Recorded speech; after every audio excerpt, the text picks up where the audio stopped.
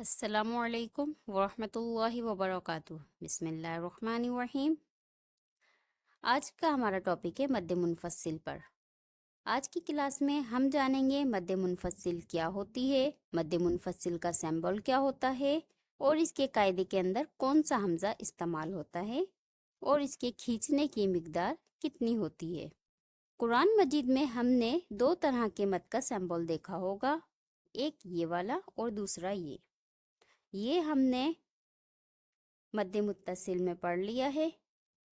مد منفصل میں یہ والا مد آتا ہے، اور حمزہ بھی ہم نے دو طرح کے پڑھے ہیں، ایک یہ والا اور دوسرا یہ والا۔ یہ ویسے تو الف ہے، لیکن ہم نے پڑھا ہے جس الف پہ زبر زیر پیش یا کوئی اور حرکت اعراب آ جائے تو وہ حمزہ ہو جاتا ہے۔ تو آج کی کلاس میں ہم اس کے بارے میں پڑھیں گے۔ اب ہم جانتے ہیں مد منفصل کے قاعدے کے بارے میں۔ جب کوئی لفظ حروف مدہ پر ختم ہو، حروف مدہ الف واو یا، اور اس کے بعد والا لفظ حمزہ سے شروع ہو تو مد منفصل ہوگا، اور اس کے کھینچنے کی مقدار 3 سے 5 حرکت کی ہوگی۔ میں ریپیٹ کر لیتی ہوں ایک مرتبہ۔ جب کوئی لفظ حروف مدہ پر ختم ہو اور اس کے بعد والا لفظ حمزہ سے شروع ہو تو وہ مد منفصل ہوگا، اور اس کے کھینچنے کی مقدار 3 سے 5 حرکت کی ہوگی۔ اب ہم اسے مثال کے ذریعے سمجھتے ہیں۔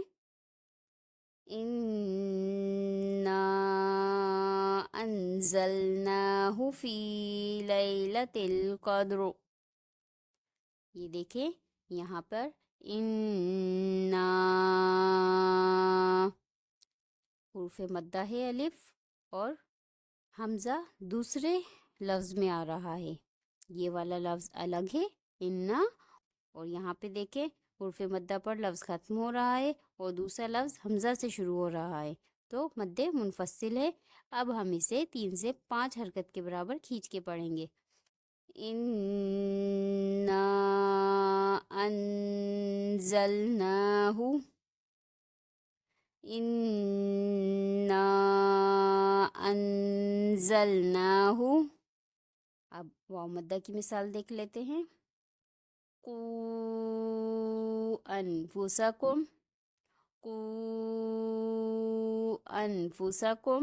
یہاں دیکھیں واو حروف مدہ میں سے ہے اور دوسرا لفظ حمزہ سے شروع ہو رہا ہے۔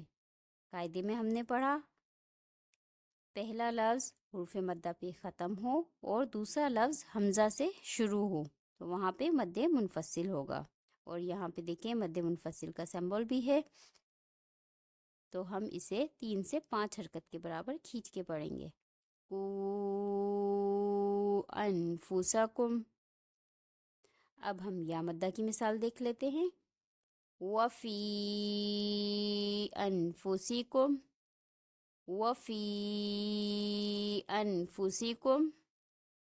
یہاں دیکھیں یا مدہ ہے، اس کے بعد حمزہ آ رہا ہے۔ قاعدے میں ہم نے پڑھا حروف مدہ پہ لفظ ختم ہو اور دوسرا لفظ حمزہ سے شروع ہو، وہاں پہ مد منفصل ہوگا۔ یہاں دیکھیں یہ مد کا سمبل بھی ہے، تو یہاں پہ ہم 3 سے 5 حرکت کے برابر کھینچ کے پڑھیں گے۔ وَفِي أَنفُسِكُمْ، وَفِي أَنفُسِكُمْ۔ مجھے امید ہے آپ لوگوں کو آج کی کلاس مد منفصل سمجھ میں آ گئی ہوگی، اور اگر پھر بھی کوئی بات سمجھ میں نہیں آئی ہو تو کمنٹ باکس میں کمنٹ کر کے مجھ سے معلوم کر سکتے ہیں۔ اس کے ساتھ ہی مجھے اجازت دیجیے، دعاؤں میں یاد رکھیے گا۔ اللہ حافظ۔